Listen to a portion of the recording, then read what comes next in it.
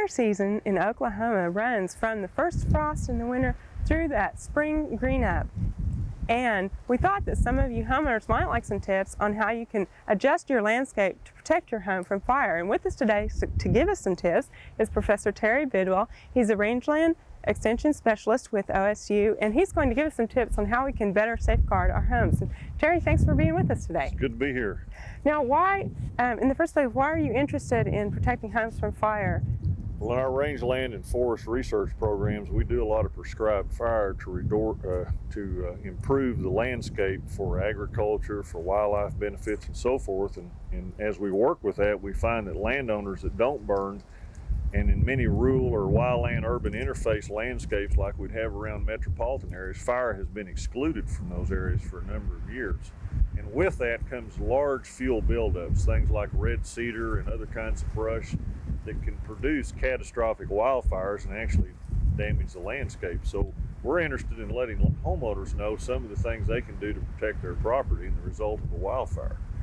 Okay, now one of the recommendations that you give is to provide a defensible space around the home. And what exactly is a defensible space? A defensible space is an area around a home that's large enough for a fire department to pull into that area with their equipment and protect your home with and not actually be involved in the fire itself or being the fuels that would consume the fire truck or the fire crew that's there.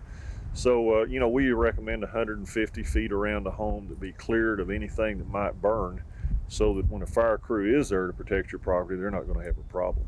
Okay, now this doesn't necessarily mean a total removal of all vegetation, but there are some things that people can do to the vegetation to create that space, and what are they?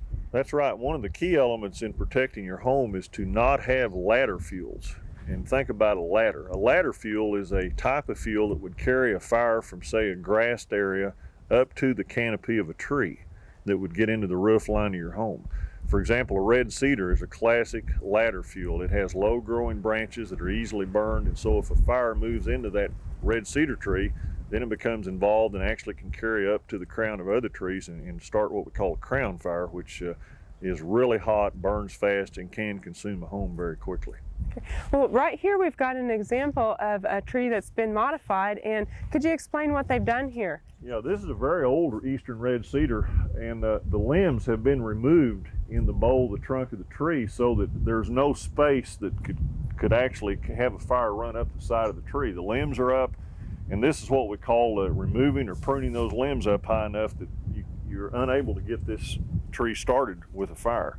So if you're going to have red cedar or other trees that will burn, we suggest that you move those limbs up at least 6 to 7 feet off the ground, so that with the mowed grass, there's no way a fire is going to get into this tree. Okay. Now, up around a house, what kind of plantings would you want to have up close to your house? Okay, primarily plantings. They can certainly be evergreen, but those that do not readily burn. And most of the juniper, whether spreading juniper, eastern red cedar, arborvitae, any of the junipers close to your house can really cause problems. Particularly the spreading, low-growing juniper can usually has a lot of grass mixed in with those. Mm-hmm.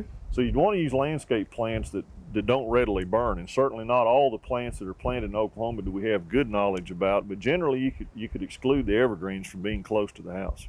Okay. Now, in an area where there's a lot of grass, what's a good thing to do with that going into this fire season? Okay, the main thing to do with grass is to have it mowed very short. Some people even plant some cool season grasses that stay green through the winter, but that necessitates mowing during the winter, and many people wouldn't want to do that. And the other thing certainly is have the leaves raked away from the house. With winds, those can easily accumulate along the edge of the house, and the fire can move into those leaves and start a fire, particularly next to a wood deck or any other wood materials that might be along the house. Okay. Now, a lot of people like to stockpile wood for their stoves and stuff like that. Where should they have that? Absolutely. Please don't stack your firewood next to the house. Move it out at least 20 to 30 feet away from the house. You don't want to have it too far. You won't go get it, but you can have it away from there, because wood piles get dry and they can easily start, and once they catch on fire, they can ignite the house. We want to keep that material off the porch and away from the side of the house. Okay. Well, are there any other tips that you like to give homeowners about keeping their house safe from fire? Ideally, we would like to see every home, whether it's in a wildland-urban interface or what we call suburban sprawl around metropolitan areas or rural residences, we'd like to have those areas landscaped and manicured in such a way that if a fire did approach your home, it might burn your grass and pass by your house, but even if you were not home and even if there was no fire department there, your house would still survive. There's no reason anyone's home should burn down in a wildland fire. And if you manage your area, your landscape in such a way to reduce these fuels, we think most residences can survive. Okay, well, thank you very much for these tips, Terry. It's good to be here. We hope you've enjoyed this classic from the Oklahoma Gardening Vault. Remember, even though these tips and techniques are timeless, there's always something new to learn in the world of gardening. By subscribing to both Oklahoma Gardening and OK Gardening Classics, you'll have access to a wealth of gardening knowledge, both classic and contemporary.